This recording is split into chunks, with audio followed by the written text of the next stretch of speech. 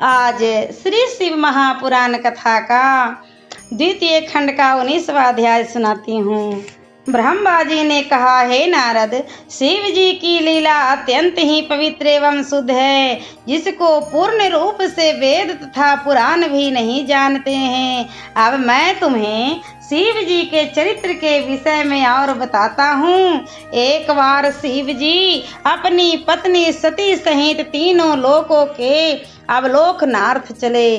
पृथ्वी पर घूमते घूमते वे दंडक वन में पहुँचे। उन्होंने वहाँ श्री रामचंद्र जी को लक्ष्मण सहित देखा कि वे चारों ओर दुख से विलाप करते हुए सीता जी को ढूंढ रहे हैं।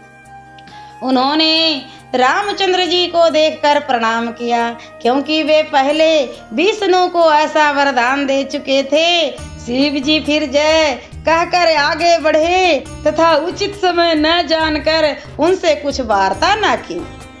इसलिए सती ने जब यह हाल देखा कि शिव जी अपने परम भक्त राम को इस प्रकार छोड़कर आगे बढ़ गए, तो वे बोले, हे अनादि सर्वोपरि ब्रह्म, अपने ब्रह्मा विष्णु सुर मुनि तथा संपूर्ण दृष्टि की उत्पत्ति की है।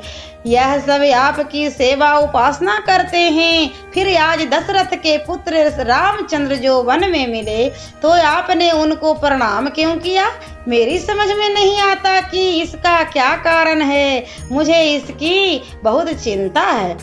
शिव जी ने जब सती को ऐसी चिंता में मग्न देखा, तो वे बोले, हे सती, रामचंद्र जी रमा के पति विष्णु हैं, जो संसार के पालन का अधिकार रखते हैं। उनका अवतार भक्तों के लिए ही है। फिर शिव ने सती को उनके अवतार लेने का कारण बताया, परंतु सती का मन फिर भी संतुष्ट न हुआ। तब शिव जी ने विष्णु के अवतार के अनेक चरित्र सती को सुनाए, परंतु फिर भी उन्हें कोई नहीं भाया और न उन्हें विश्वास ही हुआ। यह देखकर शिव जी ने पुनः उससे कहा, हे सती, यदि तुमको विश्वास न हो तो स्वयं जाकर परीक्षा क्यों नहीं करती? तुम वही करो जिससे तुम्हारा संदेह दूर हो सके। मैं यहाँ छाया वृक्ष की छाया में बैठा तुम्हारा तब तक प्रतीक्षा करूँगा जब तक तुम परीक्षा लेकर लौट नहीं आओगी। सती शंकर की आज्ञा पाकर संदेह युक्त चली। उन्होंने मन में विचार किया कि मैं किस प्रकार उनकी परीक्षा लूं। बहुत सोचने के पश्चात निश्चय किया कि मैं रामचंद्र जी के सम्मुख श्री सीता जी का रूप धारण कर जाऊं। यदि वे वास्तव में विष्णु होंगे तो मुझे अवश्य पहचान लेंगे, और यदि केवल राजपुत्र होंगे तो नहीं पहचान सकेंगे। यह विचार कर वे सीता के रूप में हंसती हुई श्री रामचंद्र जी की ओर गई।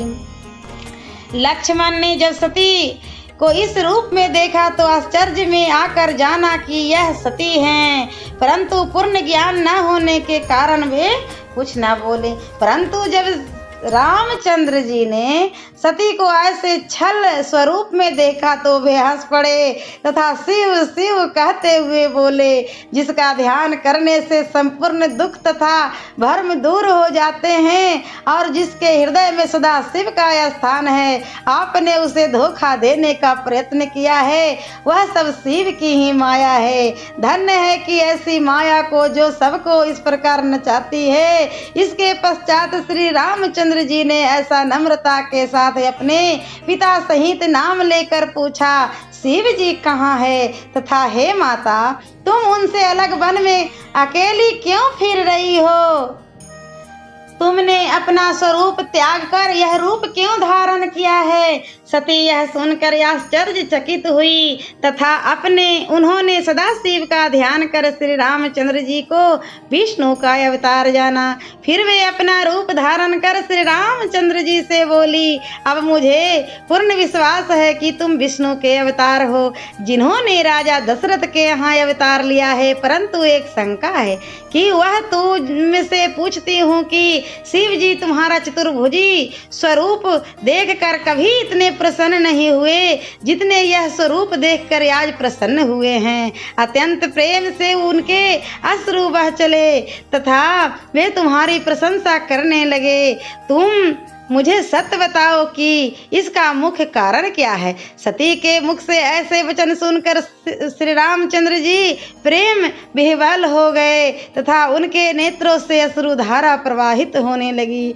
उन्होंने प्रेम निगमन होकर चाहा कि उसी समय चलकर शिव को देखें, परंतु उचित समय न जानकर तथा सती की आज्ञा पाकर उन्होंने केवल शिव का ध्यान ही किया। फिर श्री रामचंद्र जी ने कहा, आज मैंने उसे देखा जो तीनों लोकों में प्रकट दिखाई नहीं देता है। यह मेरा सौभाग्य है कि मैंने उस स्वरूप को देखा है। मेरे भाग्य धन्य है कि उनकी मेरे ऊपर ऐसी कृपा है जिनका ध्यान सिद्ध मुनि देवता आदि करते हैं तथा वेद स्तुति में मग्न रहते हैं। जिनकी कृपा से व्याघ किरात नंद पंचक की स्त्री हरिछा तथा इंद्र प्रदुमन को परम पद प्रदान किया है। शिव जी ने किसके ऊपर कृपा नहीं की है। श्री रामचंद्र इतना कहकर सती से बोले, हे देवी, शिव जी ने जो मुझे प्रणाम किया उसका यही एकमात्र कारण है कि वे मुझ पर प्रसन्न हैं। हर हर महादेव। और मैं अगले वीडियो में द्वितीय खंड का 20वां अध्याय सुनाऊंगी।